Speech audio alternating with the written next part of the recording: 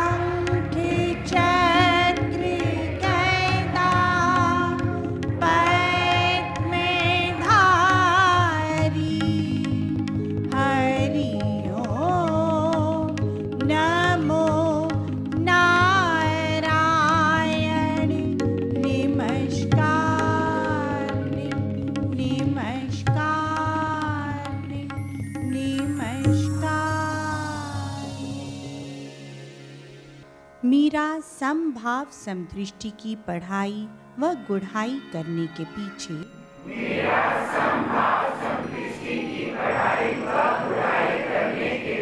मुख्य उद्देश्य है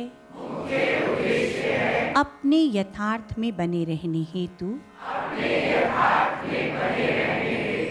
आत्मज्ञान द्वारा मन वचन कर्म से आत्मभाव अनुसार हर प्राणी के प्रति परमात्म दृष्टि व वृत्ति अपनाकर अपने आत्म बल का भरपूर प्रयोग करते हुए अब तक धारण किए हुए सूक्ष्म से सूक्ष्म दोषों का निवारण कर श्रेष्ठ विद्वान गुणवान बलवान धनवान बुद्धिमान व ज्ञानवान बन सज्जन भाव का बर्ताव कर एक अच्छे इंसान की तरह जीवन जीने के योग्य बनना।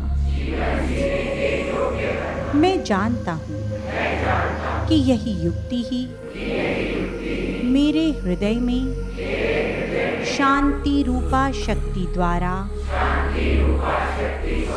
मुझे सदा हर विकृति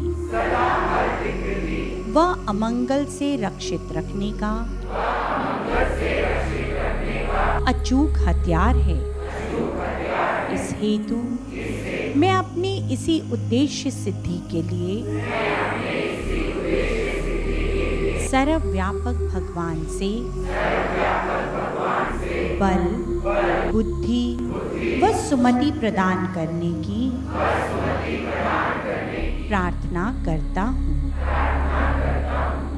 तो क्या कहा था उधर? आओ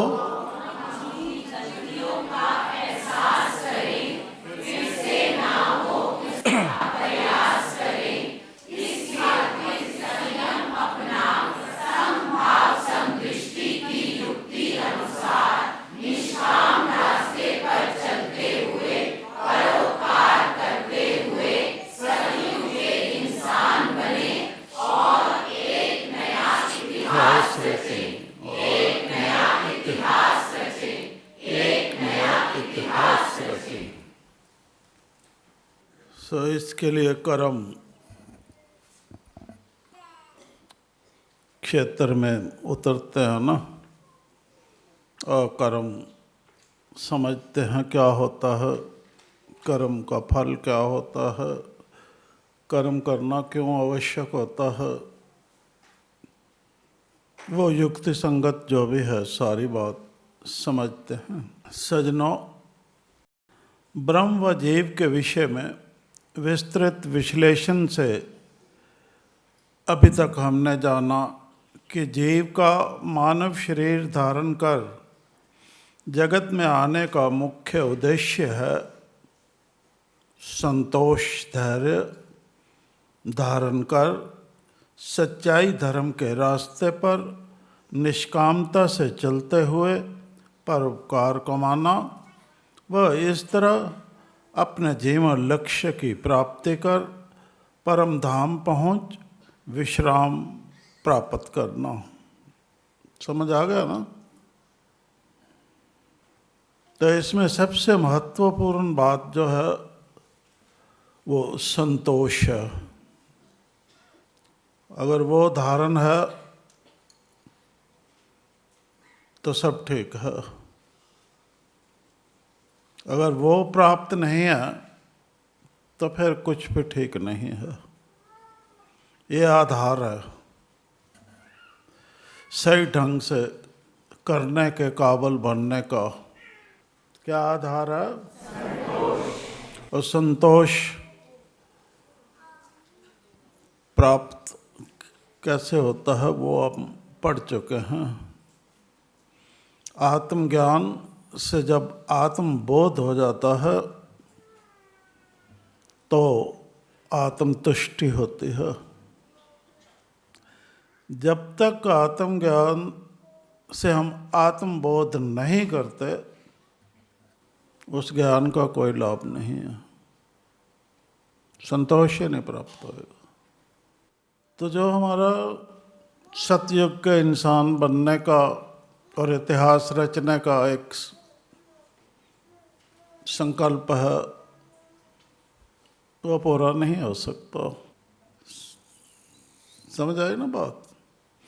सज्जनों, ब्रह्म जीव व जगत के विषय में विस्तृत विश्लेषण से अभी तक हमने जाना कि जीव का मानव शरीर धारण कर जगत में आने का मुख्य उद्देश्य है संतोष धैर्य धारण कर सच्चाई धर्म के रास्ते पर निष्कामता से चलते हुए परोपकार कमाना।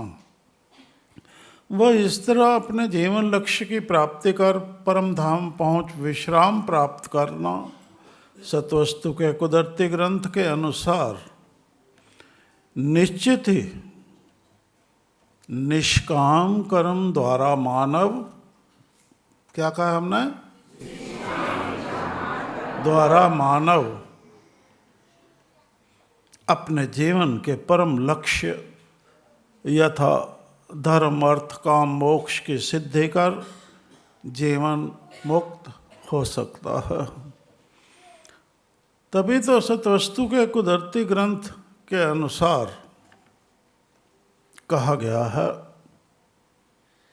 आप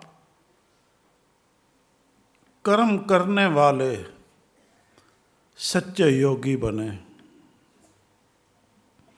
क्या कहा गया? आप कर्म करने वाले सच्चे योगी बने। आप कर्म करने वाले सच्चे योगी बने, निष्काम कर्म करें और अपने ज्ञान की अग्नि में अज्ञानता का नाश करें। क्या कहा हमने? निष्काम कर्म करें और अपने ज्ञान की अग्नि में नाश करें, क्योंकि जीवन उसी का सुख ही है जो मन वचन कर्म द्वारा सब कामों को सच्चाई और निष्काम भावना से करता है। किसका जीवन सुखी है? हाँ, जहाँ आपने झूठ से किया कोई काम या स्वार्थ युक्त कोई काम किया तो आपका जीवन सुखमय हो सकता? नहीं हो सकता, कभी नहीं हो सकता। दोषी खुद हो। और ये दोष पीढ़ी दर पीढ़ी चलता ही नहीं आ रहा, बढ़ता आ रहा है। चलता ही नहीं आ रहा, बढ़ता आ रहा है। वो कैसे बढ़ता आ रहा है वो यहाँ भी प्रमाण बैठा हुआ, दादा भी बैठा हुआ है, उसका बच्चा भी है, उसका बच्चा भी है। आप कर्म करने वाले सच्चे योगी बने, निष्काम कर्म करें और अपने ज्ञान की अग्नि में अज्ञानता का नाश करें, क्योंकि जीवन उसी का सुख ही है जो मन वचन कर्म द्वारा सब कामों को सच्चाई और निष्काम भावना से करता है। अब निष्काम भावना कैसे आएगी? भाव में संतोष होगा तभी तो है ना, तभी तो निष्काम भावना आएगी। फिर जैसी भावना वैसा ही सब प्राप्त, वैसा ही नजर आता है। वरना मनुष्य का तन मन सदा व्याकुल रहता है।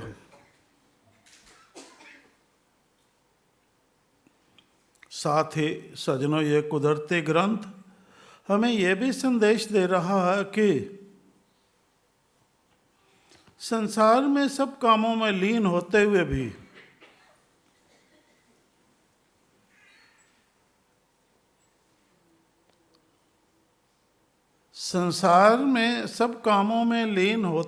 भी जो निष्कामी है वही ब्रह्म है। तो कहाँ निज का बोध, कहाँ मुश्किल है? सब काम करो, कोई मना नहीं है। संसार में सब कामों में लीन होते हुए भी जो निष्कामी है वही ब्रह्म है। सजनों, हम सब भी सब हालतों में अपने हृदय, दिमाग और शरीर को ठीक रखते हुए, ये सच्चे पातशाह जी के वचन हैं, वह अपने स्वरूप यानी अजर अमर आत्मा को इन भौतिक चीज़ों से निर्लेप अर्थात अलग समझते हुए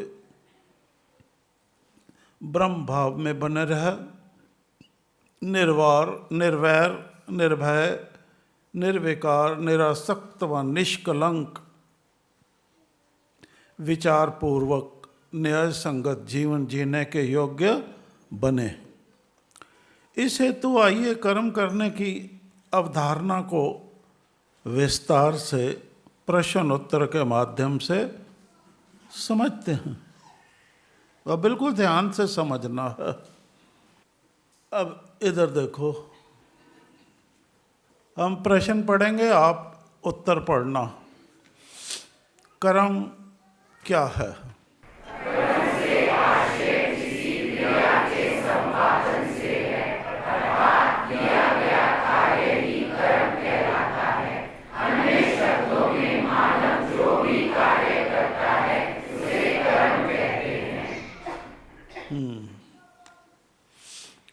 ठीक है, जो भी करते हो अच्छा बुरा सब कर्म है।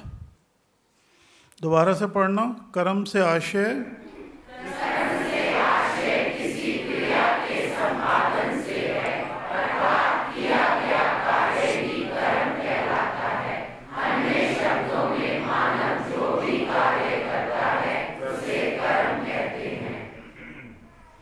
सो क्रिया करने वक्त सावधान होना है। ऐसे हिलते हो, उसके प्रभाव को समझना है कि मेरे ऊपर क्या प्रभाव जाएगा, फिर उस क्रिया को संपन्न करना। प्रभाव को समझने के बाद सो कर्म क्या है?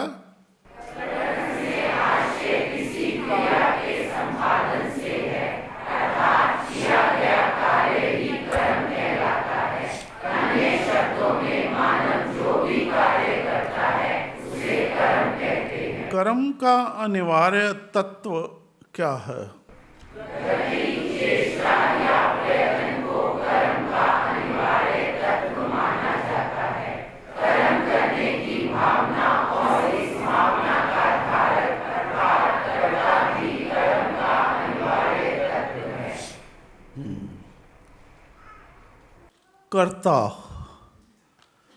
कर्ता भी कर्म का अनिवार्य तत्व है। अब इसमें कर्ता कौन है?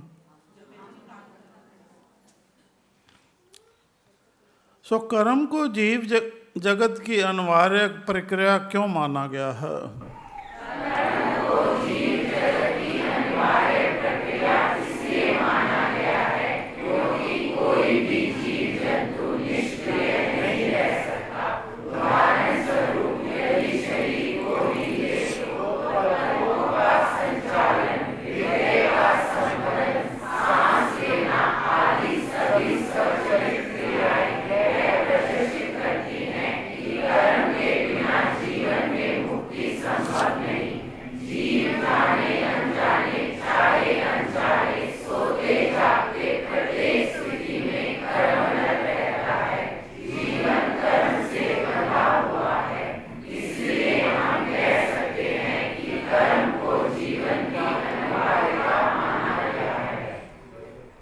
जीवन कर्म से बंधा हुआ है। तो सावधान होने की जरूरत है ना। जगत को कर्म क्षेत्र क्यों कहते हैं?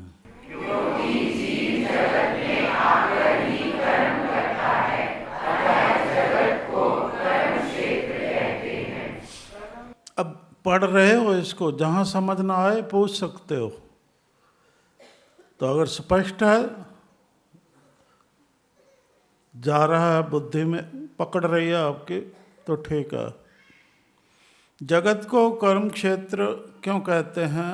क्योंकि जीव जगत में आकर ही कर्म करता है, अतः जगत को कर्म क्षेत्र कहते हैं। कर्म का संबंध किससे है? प्रत्येक कर्म चाहे वह सायास यानी प्रयत्नपूर्वक किया जाए या अनायास कर्म फल से जुड़ा हुआ है। निष्काम यानी अकर्ता भाव से किए हुए कर्म के अतिरिक्त प्रत्येक कर्म का फल अवश्य मिलता है। हाँ, ये याद रखने की बात है। पहले तो आपने पढ़ा, प्रत्येक कर्म चाहे वह सायास यानी प्रयत्न पूर्वक किया जाए, ठीक है, या अनायास कर्म फल से जुड़ा हुआ है, प्रयत्न के बगैर किया जाए।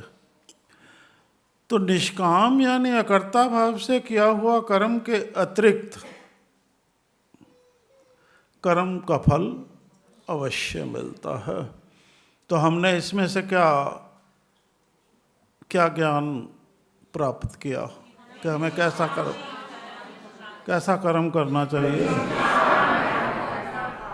और किस भाव से करना चाहिए। अब दो लफ्ज़ याद रखना है बस, और अंकुश रखना है खुद पर, सब काम हल हो जाएगा।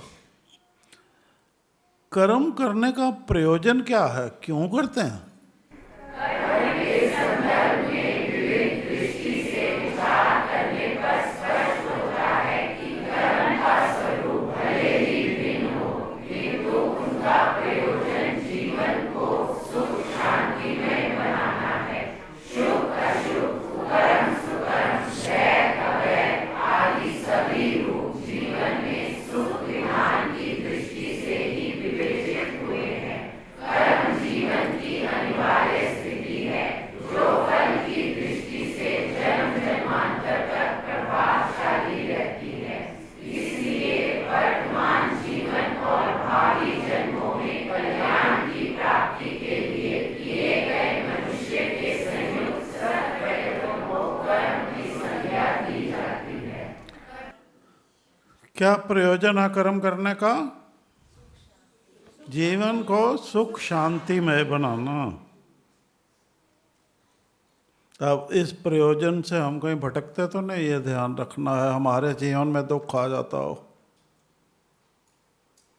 हम अपना प्रयोजन ही भूल गए। कर्मफल की प्राप्ति के उद्देश्य से किए जाने वाले कर्म के कौन कौन से दो पक्ष हैं?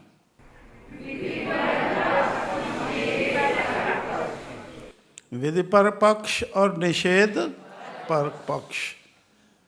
विधि परक व निषेध परक पक्ष ये क्या है?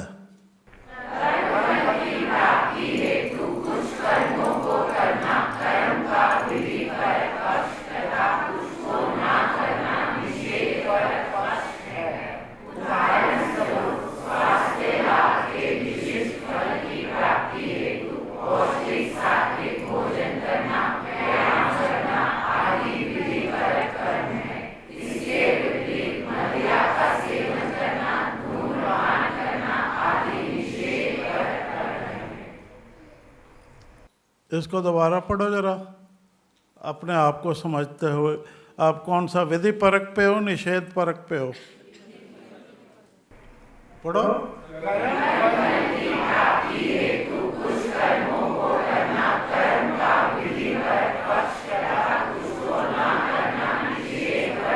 उदाहरण स्वरूप स्वास्थ्य लाभ के विशिष्ट फल भी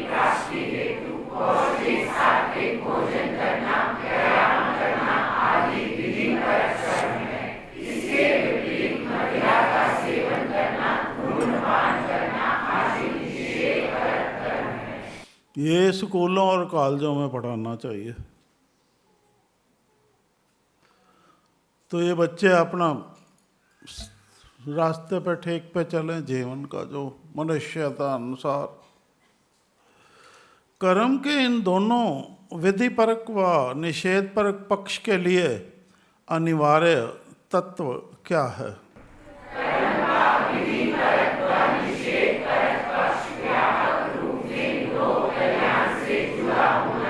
क्या होना चाहिए? बस ये याद रखना। इससे हटके जो कर्म है दुष्कर्म है वो। चलो पढ़ो।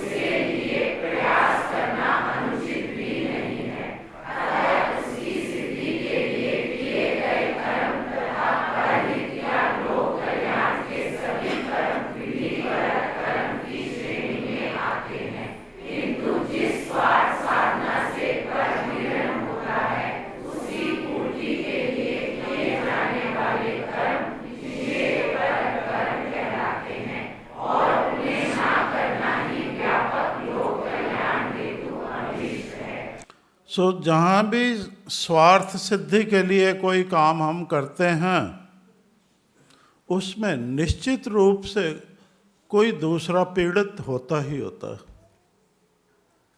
तो जो भी सज्जन स्वार्थ सिद्धि के गुलाम हैं और उसी में ही शान समझते हैं, उनको ध्यान देना बनता है इस बात पर पीड़ित होता ही होता है। तो हम पीड़ा पहुंचाने वाले हैं सबको, या लोक कल्याण के लिए हैं? काहे के लिए कर्म करना? फल के आधार पर कर्म के कितने भेद हैं?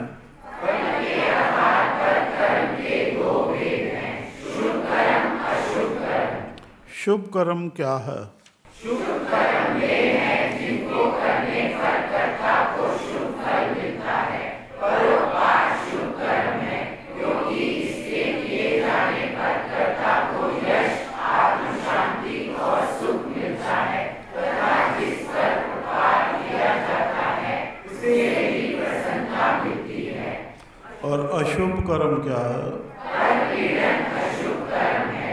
इससे कर्ता को अपयश और दंड मिलता है, साथ ही पीड़ित को भी कष्ट होता है।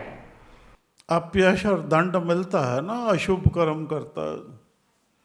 फिर जब दंड मिलता है तो बौखलाते क्यों हो? करो ही ना पहले। अशुभ कर्म क्या है?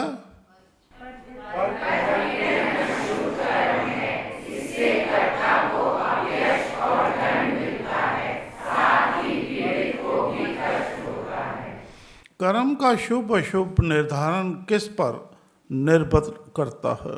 कर्म का शुभ अशुभ निर्धारण कर्ता के प्रयोजन और कर्म फल पर निर्भर करता है।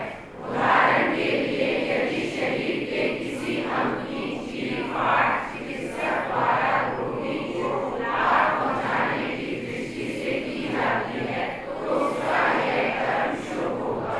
यदि यह कार्य दुर्भावना करने के लिए किया जाए तो इसे अशुभ कर्म कहेंगे। कर्म का शुभ अशुभ निर्धारण लोक मान्यताओं पर भी निर्भर करता है। सामाजिक दृष्टि से कर्म कितने प्रकार के हैं? सामाजिक दृष्टि से कर्म के दो गुण हैं, सुकर्म और कुकर्म। कितने हैं? सुकर्म और कुकर्म। सुकर्म और कुकर्म में क्या अंतर है?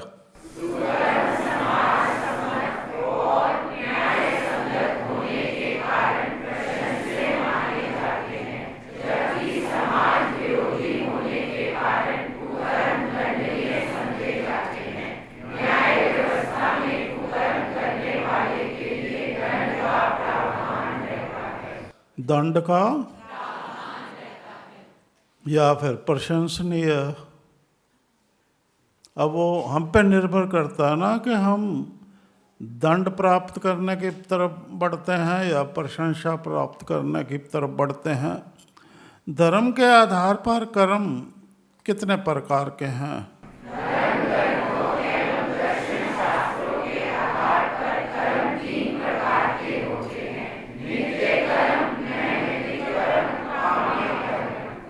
नित्य कर्म कौन से होते हैं?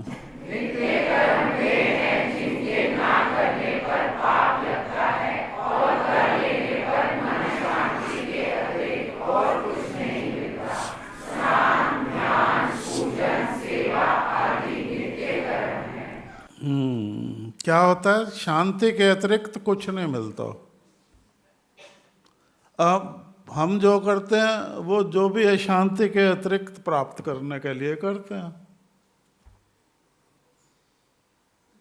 तो गड़बड़ हो जाती है सारी। हाँ, अब शांति प्राप्त करने के लिए तो उसका तो अनुभव कर सकते हैं, वो कुछ नज़र तो आता नहीं ऐसे।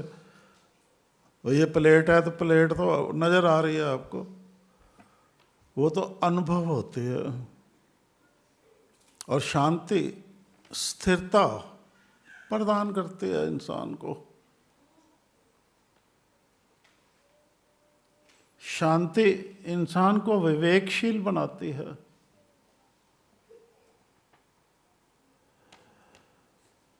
सो नैमित्तिक कर्म क्या है?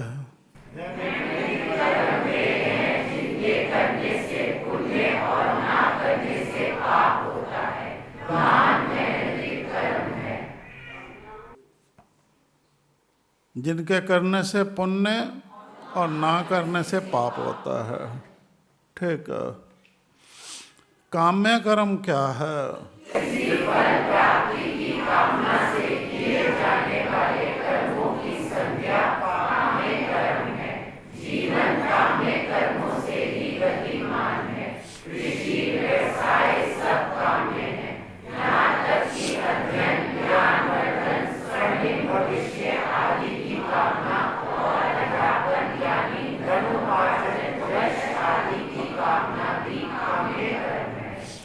हम इन तीनों में से कौन सा कर्म करने में दिलचस्पी रखते हैं या अच्छा लगता है? बताओ। पहले में, दूसरे में, तीसरे में? बोलो। तीसरे में किसकी दिलचस्पी होती है? हाँ, सच बोलने से भी घबराते हो ना, यही तो है। तो कैसे पकड़ोगे अपनी गलतियां? हम जितने भी बैठे हैं अधिकतर सज्जन काम्य कर्म करते हैं। धन इकट्ठा करने के लिए, यश मिले,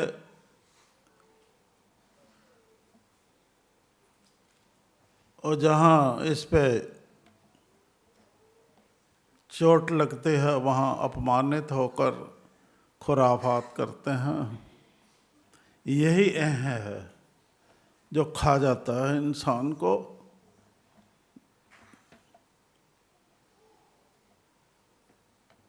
तो इस तरीके से अपना मत करना, सही ढंग से करना जो पहले गाया है। कर्म फल क्या है? नहीं तो ये प्राप्त होने वाला है वैसा ही, जैसी करनी वैसी करनी।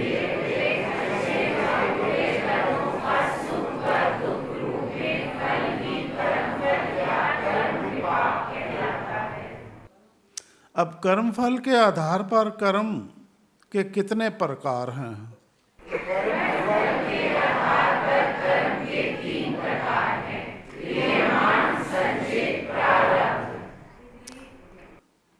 कौन कौन से हैं? क्रियमान,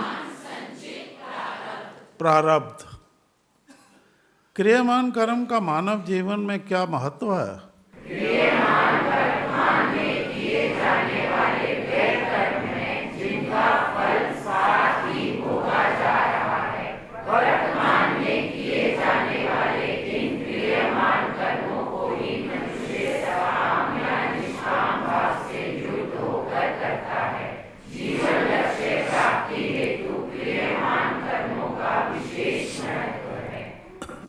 संचित कर्मों से क्या तात्पर्य है? जिन कर्मों का फल क्रिया के साथ नहीं मिल रहा वे सब संचित कोटि के कर्म हैं। अन्य शब्दों में संचित कर्मों से तात्पर्य संस्कार के रूप में सूक्ष्म शरीर में विद्यमान पूर्वजन्म के उन विकृत कर्मों से है जो वर्तमान जीवन में प्रारब्ध के रूप में प्राप्त होते हैं और जिनका फल कभी ना कभी मनुष्य को भोगना पड़ता है। अब ऐसे है ना, जो क्रियामान कर्म होते हैं साथ के साथ फल मिल रहा है, हमने उसके बुरा किया, हमें दंड मिल गया, वो साथ के साथ निपटारा हो गया। तो जो दंड भोग से भागता है तो वो कर्म संचित इकट्ठे होते रहते हैं। तो जो इकट्ठे होते हैं, जब इंसान ये शरीर छोड़ता है तो वो क्या होता है, सूक्ष्म शरीर के साथ ही संचित उड़ जाते हैं अगले जन्म के लिए, साथ चले जाते हैं इकट्ठे सारे होकर। ये तो अभी क्या, अभी दंड मिल गया, अभी गलती की, अभी माँ ने डांट दिया और बच्चे ने महसूस किया तो काम निपट जाता है। तो अगर दंड पे ही वो उछल पड़े तो वो संचित हो गया, उसका कर्म जमा हो गया। अब जमा हो गया तो उसको तो पता ही नहीं, क्योंकि दंड ही नहीं मिल रहा। वो तो समझेगा मैंने ठीक किया और वो वैसा ही करता रहेगा।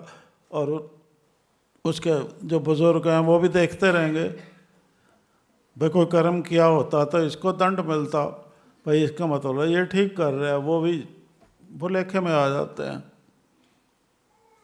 और जब वो शरीर छोड़ता है तब वो सूक्ष्म शरीर के साथ ऐसे उड़ के जाते हैं दूसरे शरीर में, नज़र भी नहीं आते और संस्कारों का रूप ले लेते हैं।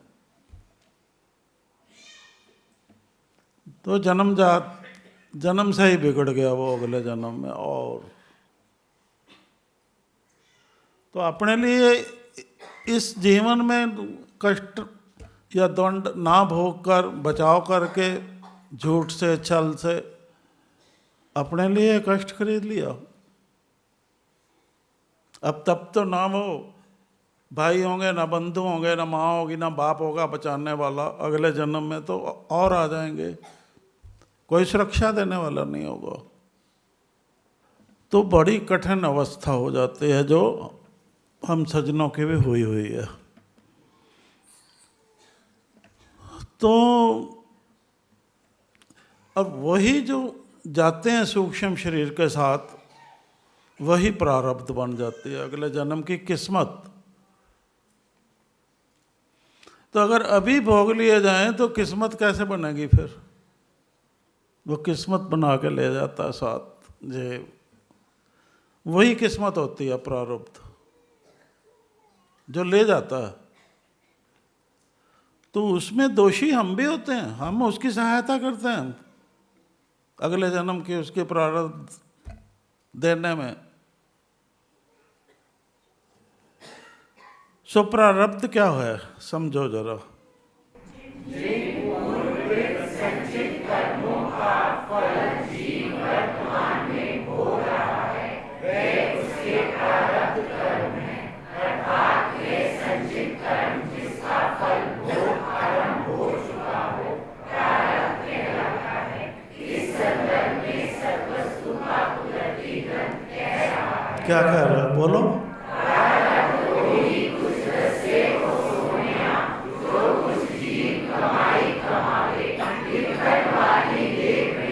सब कुछ लिख देगा।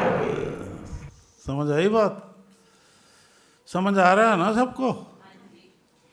तो कर्मफल के संदर्भ में कौन से दो सिद्धांत प्रसिद्ध हैं? कर्मयोग क्या है? कर्मयोग कर्मफल से मुक्ति का पथ दर्शाता है। इस संदर्भ में समझो कि जीव कर्मफल का भोग करता हुआ पुनः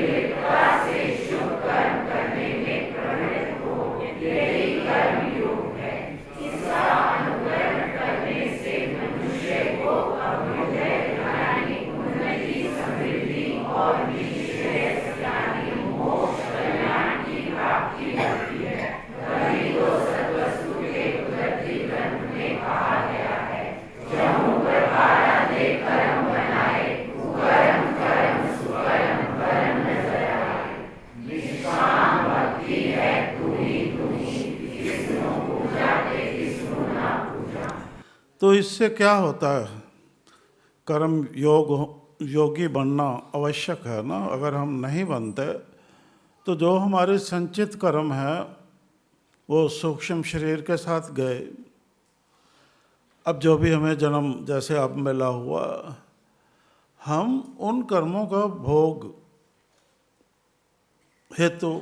भोगने हेतु कर्म कर रहे हैं। जो भी कर रहे हैं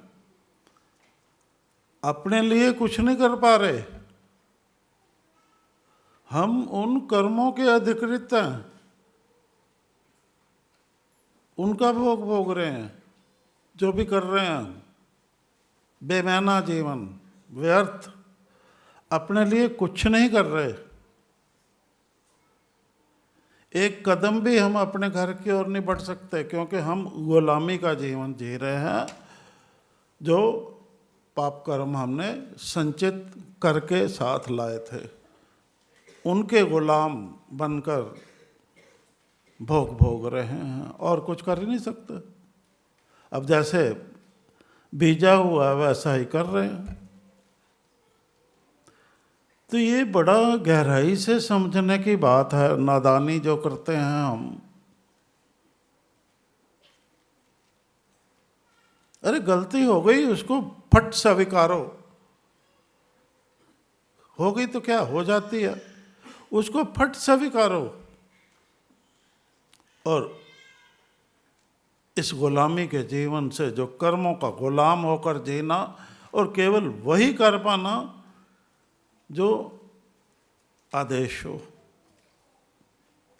दंड रूप में जो आदेश होता है, वो दंड रूप में आदेश है कि ऐसे कर, ऐसे कर, और रोता रहा। तो इसीलिए जो समझदार इंसान होता है अपनी गलती का झट एहसास करता है। हो गई, मानने में कोई छोटा नहीं होता उससे इंसान।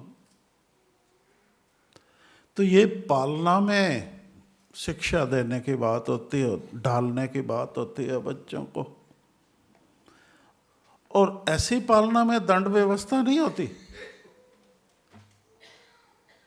अगर बच्चा सीख जाता है ये चलन कि मेरे से गलती हो गई, आके कह देता है गलती हो गई, तो उसमें दंड व्यवस्था होती ही नहीं, उसको दंड मिलता ही नहीं।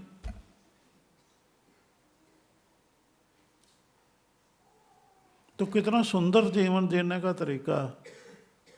ये सुंदर तरीका नहीं है। सो कर्मवाद का सिद्धांत क्या है? कर्मवाद का सिद्धांत कर्मों के करने से प्राप्त होने वाले शुभ फलों यानी शुभों का दुष्कर्मों से प्राप्त होने वाले शुभ फलों यानी दुखों का प्रतिपादन करता है। यह जगत की भौतिक एवं नैतिक व्यवस्था का आधार है। समाज की न्याय व्यवस्था सदा से कर्मवाद के सिद्धांत पर ही रही है। इस सिद्धांत के अनुसार मनुष्य कर्म कांडों में उलझ पूर्वकृत कर्मों से निर्मित प्रारब्ध से बना रहता है।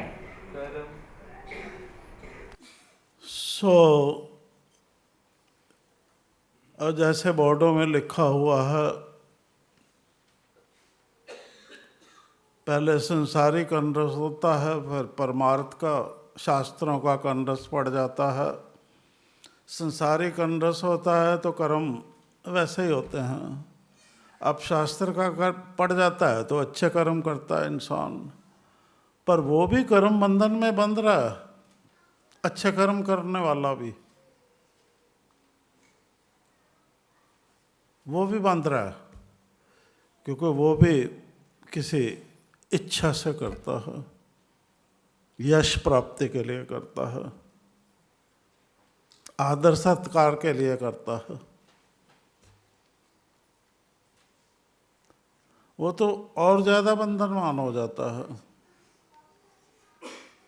इसीलिए निष्काम कर्म करने का सबसे उत्तम विधान है। सो आप समझते हैं कर्म कांड क्या है? कर्म कांडों का व्यक्ति के जीवन पर क्या प्रभाव पड़ता है? संबंधी कार्यों को कर्म कांड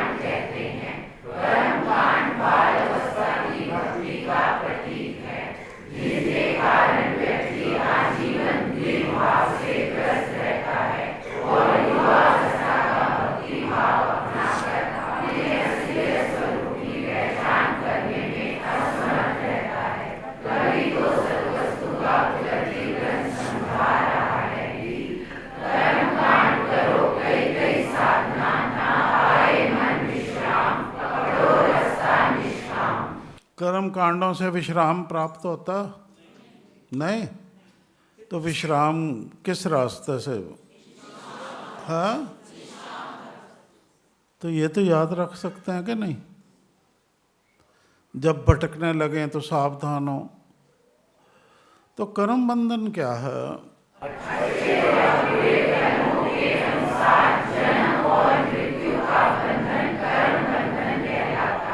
हाँ, तो कर्म रेखा क्या हुआ?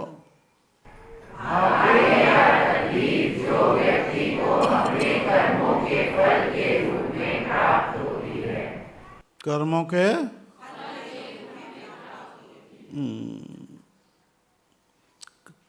अब कर्मों के फल में ना बंधे कोई, वो पता क्या कहलाता? कर्मवीर। क्या कहलाता? कर्मवीर की क्या विशेषता होती है? अब ध्यान ऐसा बढ़ना।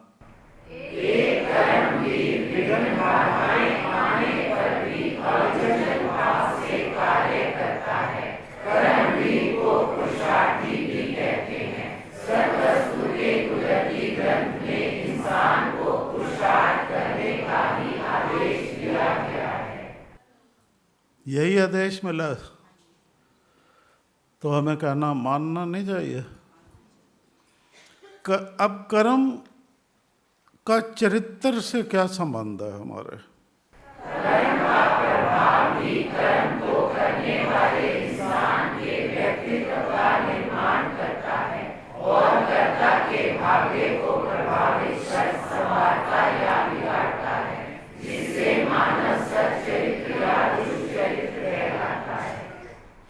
अब माना कि हमसे बुरे कर्म हो गए, माना, तो आत्मनिरीक्षण करने से समझ भी आ जाएगी। तो अब उनका विनाश कैसे कर सकते हैं हम? ये जानते हैं कर्म क्षय कैसे होता है।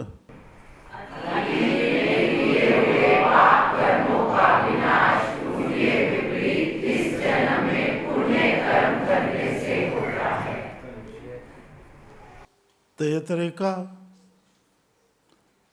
सारे संचित कर्म खत्म, प्रारब्ध खत्म। ये सब जानने के बाद भाई ऐसे होता है, और कर्म फल भी प्राप्त होता है, कर्म क्षय भी हो सकता है। ये सारा ज्ञान प्राप्त होने के बाद, ये सब जानने के बाद प्रश्न ये उठता है कि क्या मानव को पूर्व जन्मों का कर्म फल भोगते हुए इस जन्म में अपना कर्म पथ चुनने की स्वतंत्रता है? पढ़ो।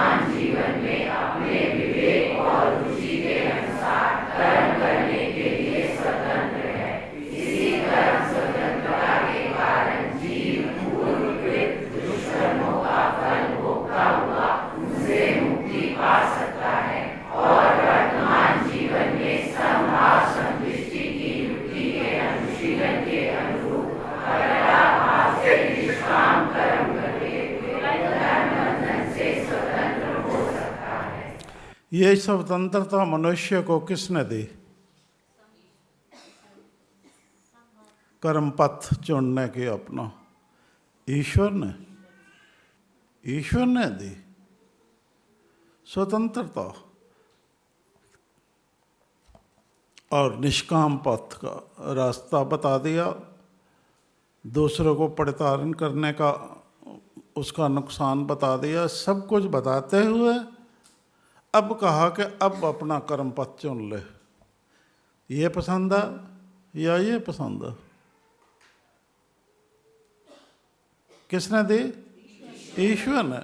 ये पहलू भी समझा दिया जगत में भेजने से पहले ये पहलू भी समझा दिया। अब ऊंच नीच समझानी होती है ना, किसी भी बच्चे को कहीं भेजो तो वैसे ही समझा के भेजा, और समझा के भेजने के बावजूद और भी कई प्रावधान किए।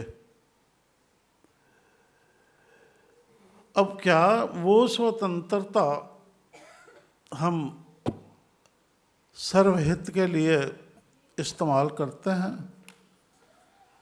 समभाव से इस्तेमाल करते हैं? उस स्वतंत्रता का सवाल ये पैदा होता है। उस स्वतंत्रता का समभाव से इस्तेमाल करते हैं? जब उस स्वतंत्रता को संभाव के विपरीत हम इस्तेमाल करते हैं तो उस स्वतंत्रता का दुरुपयोग करते हैं।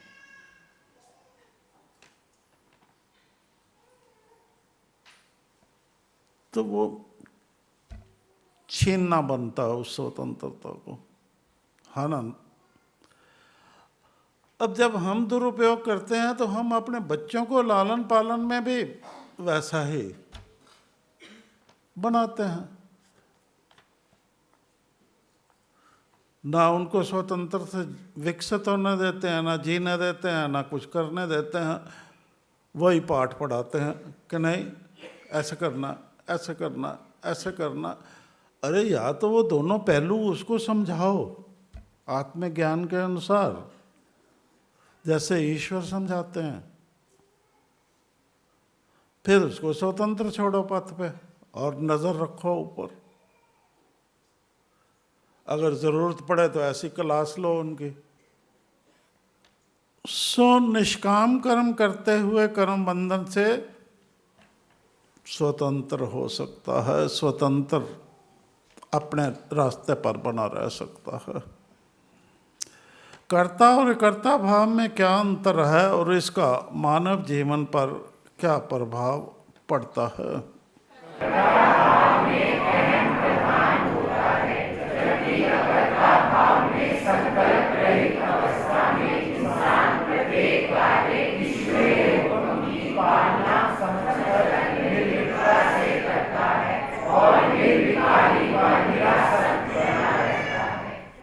अब सबसे महत्वपूर्ण सवाल है, सबसे महत्वपूर्ण, जिसका जवाब एक लफ्ज़ में है। जन्म मरण के चक्र से मुक्त होने के लिए इंसान को इस जगत में किस प्रकार के कर्म करने चाहिए? अरे एक लफ्ज़ नहीं हम याद कर रख सकते और वैसा सुनिश्चित नहीं कर सकते।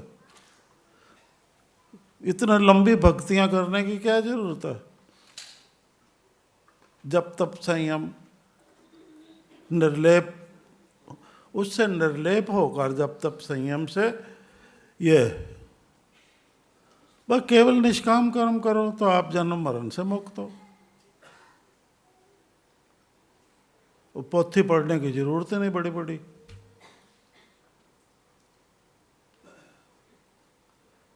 तो जहाँ एक लफ्ज़ से काम हो सकता है सारा, तो हम इतना लंबा क्यों पढ़ाइयों में पढ़ते हैं? ये तो तब पढ़ना पड़ता है, पढ़ाना पड़ता है जब भटक जाता है कोई। हम 2 दिन पहले भी बता रहे थे कुछ बच्चों को ना, आत्मिक ज्ञान की पढ़ाई केवल 7 शब्दों में है और हमें कुछ पढ़ने की ज़रूरत नहीं है। अगर हम वैसा ही बने रहना का पुरुषार्थ दिखा पाते हैं तो बस 7 शब्द काफ़ी हैं, तो आप आत्मज्ञानी हो। उन शब्दों को अनुसार बने रहने का पुरुषार्थ दिखाओ बस। तो ये सौखा तरीका नहीं है। जब हम वहाँ कमज़ोर पड़ते हैं तो ये 7 अध्याय लिखने पड़ते हैं। 7 अध्याय इतना लंबा लंबा लिखना पड़ता है और बार बार उन 7 शब्दों पे घुमाना पड़ता है। शायद किसी वक़्त इसकी बुद्धि पकड़ ले। और क्या बताया था 7 का? वो कहाँ है? छोटे वाला। हाँ इधर आओ, इन बच्चों को बता रहे थे ना, इधर आओ, क्या बताया था?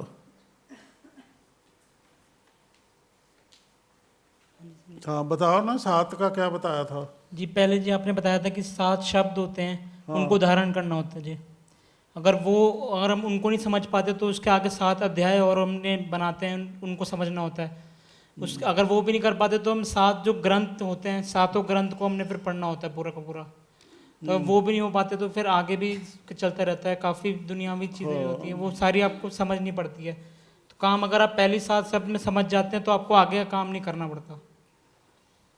फिर लंबा कोर्स हो जाता है ना। अब जो 7 शब्दों पे कर सकता है वो 15 दिन में, जैसे बोर्ड में लिखा हुआ है ना, वो अपना काम पूरा कर सकता है। नहीं तो 15 जन्म में भी नहीं कर सकता।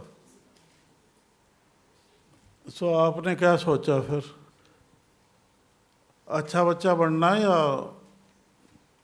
जी अच्छा बनना है जी। हाँ, अच्छा बनना है जी। उसमें हिम्मत चाहिए बहुत। हाँ जी। बहुत बातें सुननी पड़ती हैं, सहनी पड़ती हैं। सह लोगे? हाँ जी सेन जी। हाँ, हाँ जी सेन जी। अगर यकदम गुस्सा आ गया तो फिर? कंट्रोल करना है जी। आज हो जाता गुस्सा, पर कंट्रोल करना ना। हाँ जी। जब भी समझो आपको गुस्सा आता है, समझो मेरे को कोई कामना सता रही है, कुछ मैं चाहता हूँ वो मेरे को प्राप्त नहीं हो रहा, वो कामना सताया, तब मेरे को गुस्सा चढ़ा किसी के कहने पे। तभी चढ़ता है ना गुस्सा। भाई भाई करेंगे आपके? कहाँ भाई? हाँ खड़े होना जरा। हाँ आप क्या कहते हो? आपको कामना सताए कोई और हम ही डांटें आपको, तो आपकी उस कामना पे चोट लगे, वो आपको प्राप्त ना हो, तो आपको गुस्सा आएगा? बताओ। या सोच में चले जाओगे? बताओ। या तो आदमी गुस्सा करता है या सोच में चला जाता है। अब सोच में जाता है तो वो बात करता है इधर उधर, ऐसे ही होता है ना। तो ये सब के लिए कामना पे चोट लगती ही लगती है, पर जो उसको बर्दाश्त करता है, हकीकत में वो निष्कामी होता है। तो अपने आप सब कुछ मिल जाता है फिर। तब अपने आप मिलता है सब कुछ, वरना लंबा रास्ता पड़ जाता। भागते रहो भागते रहो भागते रहो, वो जो प्राप्त होने वाला होता है वो और दूर जाता और दूर जाता। आप भागते रहो, पहुंच ही नहीं पाता इंसान। समझ आई बात?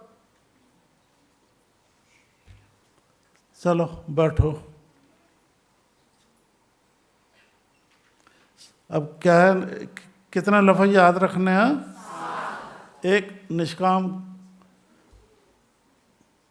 क्या निष्काम कर्म में बने रहना संभव है? अरे तो अभी तक क्यों नहीं हुआ? अगर संभव है तो फिर कामनाएं क्यों उछाला मारती हैं अंदर और भड़का देती हैं?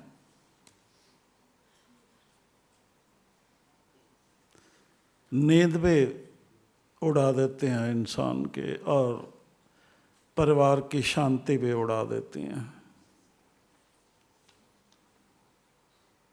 क्या निष्काम कर्म संभव है? है? पर अभी तो हम नहीं देख रहे। हम यहाँ भी जो सेवारत हैं उनको भी देखते हैं, वो भी निष्काम कर्म उनके लिए भी संभव नहीं है। उनको भी यश चाहिए, तो अच्छा नहीं लगता ना। तो हम माने जी हाँ यह संभव है। तो अब समझना, अगर ये संभव है तो ये सावधानी समझना, सकाम कर्म और निष्काम कर्म में क्या अंतर है, इसको बारीकी से जान लो, तब ये संभव है।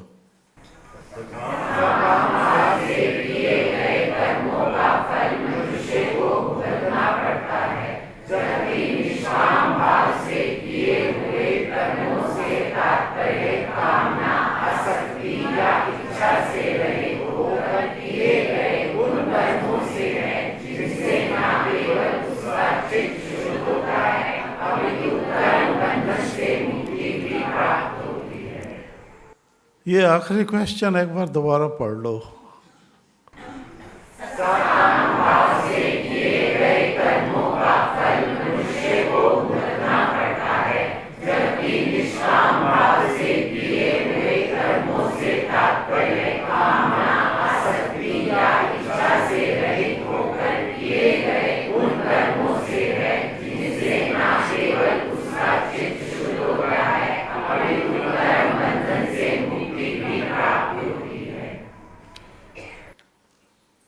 इसी को ध्यान में रखते हुए जितने भी धर्म ग्रंथ हैं उनमें निष्काम कर्म करने के सिद्धांत को प्रतिपादित किया गया है। जितने भी धर्म ग्रंथ हैं, अब वो क्यों किया गया है,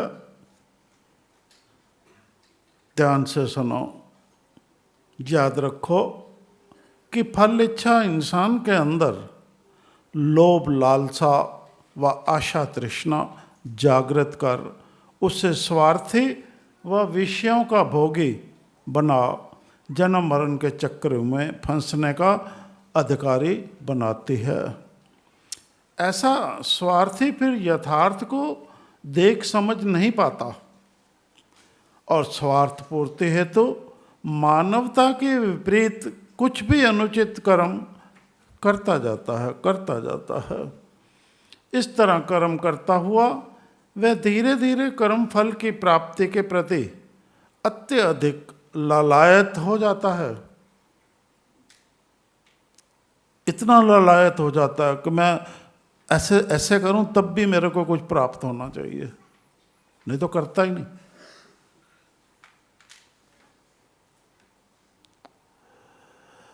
और ये सत्य भूल जाता है कि फल प्राप्ति अनिश्चित होती है और उसकी केवल संभावना मात्र ही की जा सकती है। अब केवल संभावना मात्र को भ्रमवश निश्चय मान लेना, वो भ्रमवश उसको निश्चय मान लेता कि ये मेरे को प्राप्त हो ही जाएगा, जो भी जिसके लिए कर्म करता है, पर वो प्राप्त हर चीज़ नहीं होती। जब नहीं होती तो तड़फता है, मेहनत भी करी, मेरे को क्या मिला, मैं इसके पीछे भी घूमता रहा, क्या दिया इसने। इस तरह कर्म करता हुआ वह धीरे धीरे कर्म फल की प्राप्ति के प्रति अत्यधिक लालायत हो जाता है, जो आज हर इंसान है अधिकतर। और ये सत्य भूल जाता है कि फल प्राप्ति अनिश्चित होती है, कोई निश्चित नहीं है, होगी या नहीं होगी। आप जिस काम के लिए प्राप्त करने के लिए काम कर रहे हो वो प्राप्त होगा या नहीं होगा, फल कोई निश्चित नहीं होता।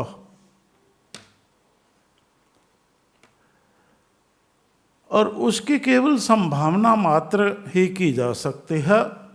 अब केवल संभावना मात्र को भ्रमवश निश्चय मान लेना कर्ता की भूल होती है। ये भुलेखा होता है। अब वो जब नहीं होता तो वो बेचारा हताश हो जाता है, हताश हो जाता है ना। और आगे आत्मविश्वास भी खो बैठता है वो करने का। निष्काम कर्म का सिद्धांत मनुष्य को, अब ध्यान से सुनना, निष्काम करने का सिद्धांत मनुष्य को इसी भूल से बचाने के लिए, बताओ कितना उत्तम, निष्काम कर्म करने का सिद्धांत मनुष्य को इसी भूल से बचाने के लिए प्रतिपादित किया गया है सब धर्म ग्रंथों में।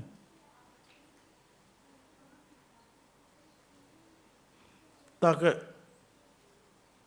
ऐसा ना हो जाए, आत्मविश्वास ना खो बैठे। समझ आई बात सबको?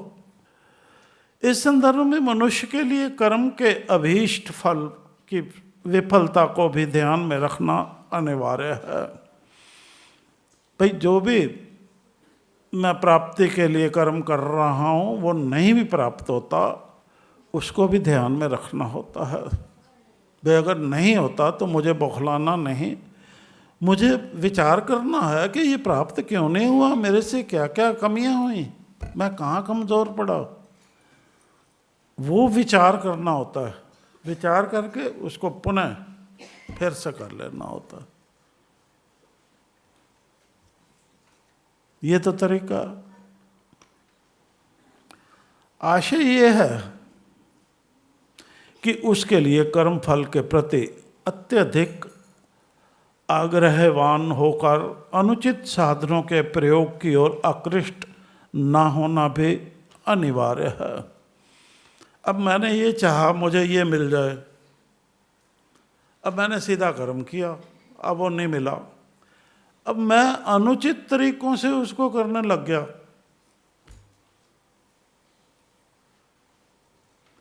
क्योंकि फल इच्छा ने आग्रह किया, बार बार मेरे को मजबूर किया कि बच्चा मजबूर करता मुझे तो ये चाहिए ही चाहिए। अब चाहिए के लिए धन चाहिए तो चोरी कर लो, अनुचित तरीके अपना बैठते हैं हम। ये बच्चों को समझाने की बात होती है। कितनी बड़ी भूल कर रहे हैं हम पालना में, समझ आ रही है? कि उसके लिए कर्मफल के प्रति अत्यधिक आग्रहवान होकर अनुचित साधनों के प्रयोग की ओर आकृष्ट न होना भी अनिवार्य है, अन्यथा वह उन साधनों में लिप्त हो सकता है। वो अनुचित साधन झूठ भी हो सकता है, छल भी हो सकता है, मार पिटाई भी हो सकती है। अदरवाइज क्या होगा, वो उसमें लिप्त हो जाएगा, वो स्वभाव के अंतर्गत हो जाएंगे, वैसा ही करके प्राप्त कर लेना। तो क्या होगा संसार में, दुराचार होगा या लड़ाई झगड़े होंगे या क्या होगा? अन्यथा वह उन साधनों में लिप्त हो सकता है अथवा विफल होने पर कर्म से भाग भी सकता है, पलायन भी कर सकता है। वो काम करने से भाग भी सकता है, मेरे बस का नहीं है, कहाँ फंस गया, और घर जाके सो जाएगा। माँ बाप कहेंगे अरे करके नहीं आया, फिर लफड़ा पड़ेगा, वो करेगा ही नहीं।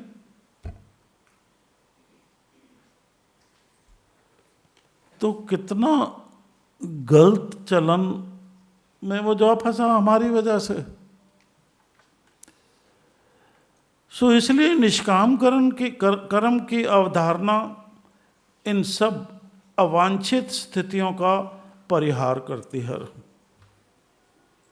ये वांछित स्थितियां नहीं हैं, अवांछित हैं। इन सब का स्थितियों का परिहार करती है। ये स्थितियां आई ना जीवन में, इसलिए निष्काम भाव से कर्म करने को महत्ता दी जाती है। अब कर्म की कसौटी क्या है समझते हैं, समझे? लोक कल्याण कर्म का सर्वोत्तम निष्कर्ष है। क्या है? इसमें स्वार्थी नहीं चल सकता। लोक कल्याण कर्म का सर्वोत्तम निष्कर्ष है। कसौटी,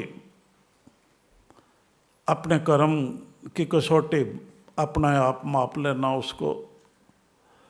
जो कर्म लोक के लिए कल्याणकारी होंगे वे निश्चित ही व्यक्ति के लिए भी शुभप्रद ही होंगे।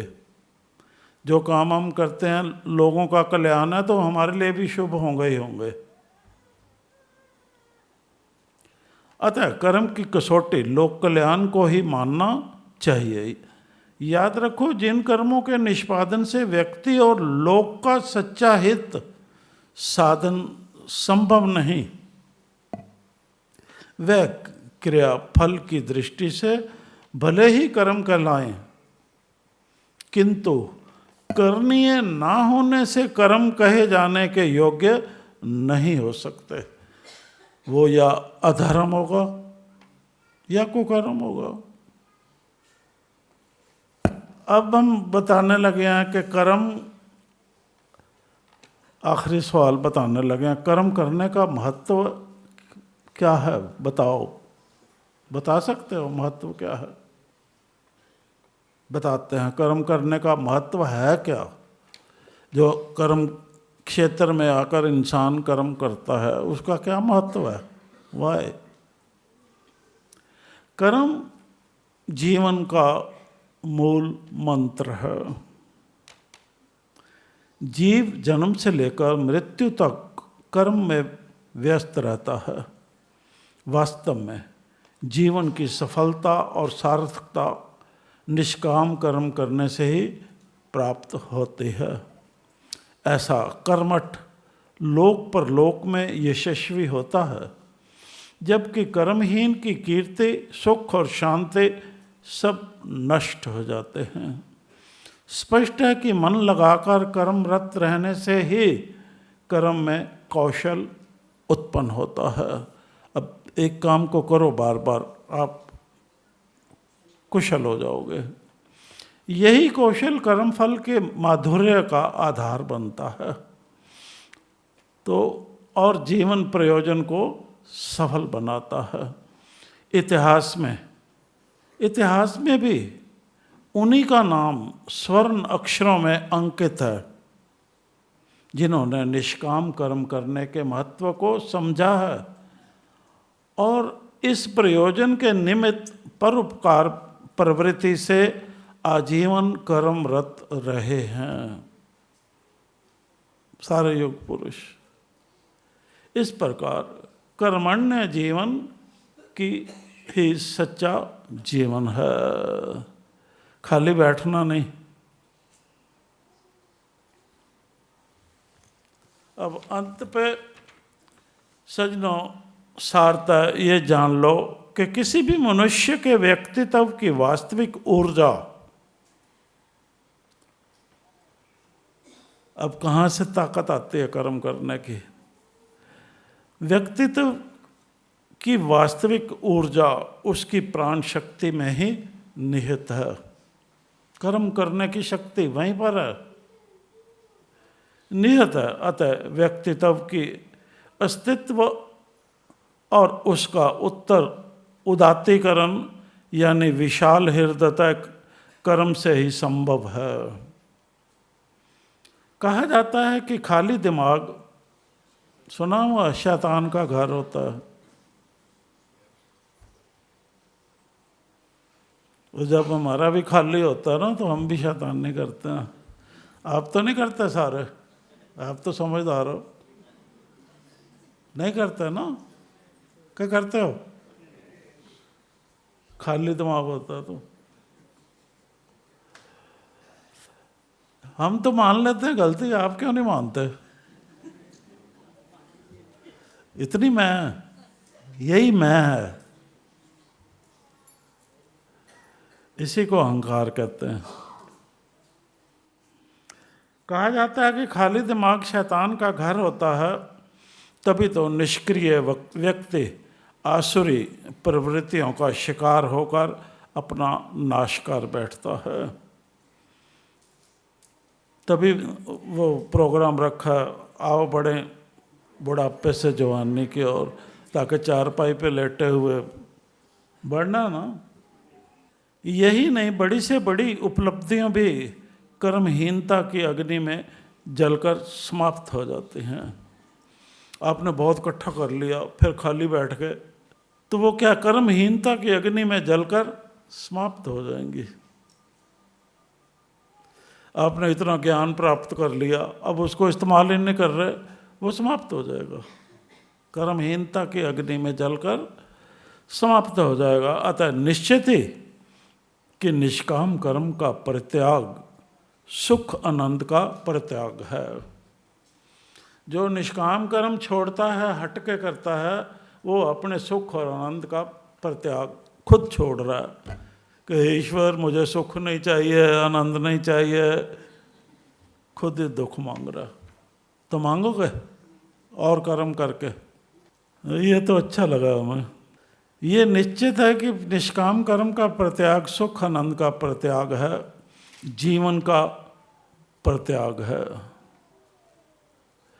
दूसरी ओर भली भांति निष्काम करने को अंगीकार करने वाला व्यक्ति अपने व्यक्तित्व को क्या करता है, अंगीकार कर लेता है। जो निष्काम कर्म की जो चलन है, क्या करता है, वो अपने व्यक्तित्व पर्सनैलिटी को निखार लेता है। ये होता है पर्सनैलिटी डेवलपमेंट। कर्म कुशलता से उसे सामाजिक स्वीकृति मिलती है। ये स्वीकृति उसमें आत्म संतोष का भाव जागृत करती है। संतोष से शुरू हुए थे ना, संतोष पे ही आ गए। इसी आत्म संतोष और आत्मविश्वास से व्यक्ति को आनंद की प्राप्ति होती है। यही आनंद तेज बनकर उसके मुखमंडल को दिव्य आभा प्रदान करता है। इस प्रकार शुभ निष्काम रास्ते पर चलकर व्यक्ति ईश्वरत्व को भी सहज ही पा लेता है। विचार ईश्वर है अपना आप, जान लो। ईश्वरत्व यानी देव सुलभ वृत्तियों की प्राप्ति ही तो व्यक्ति के उदात्तीकरण यानी विशाल हृदय का प्रतीक है।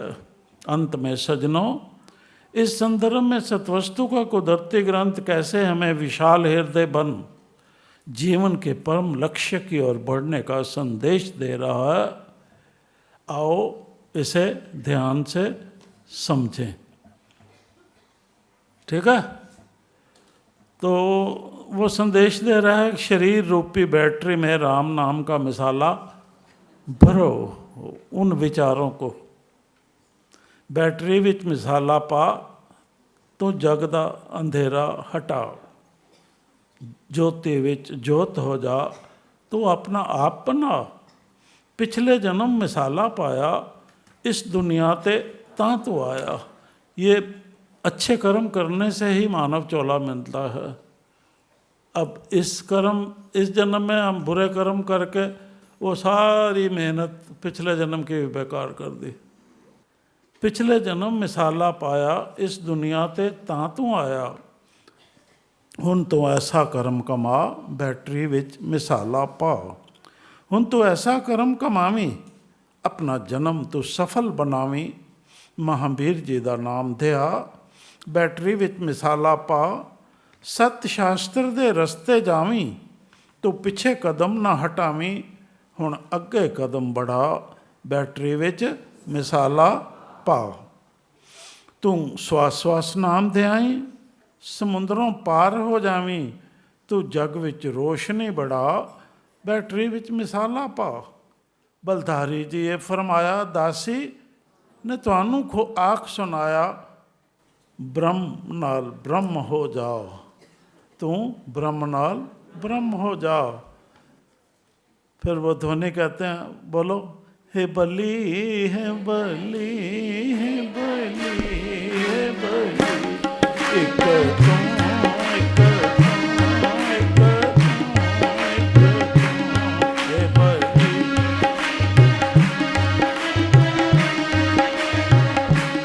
एक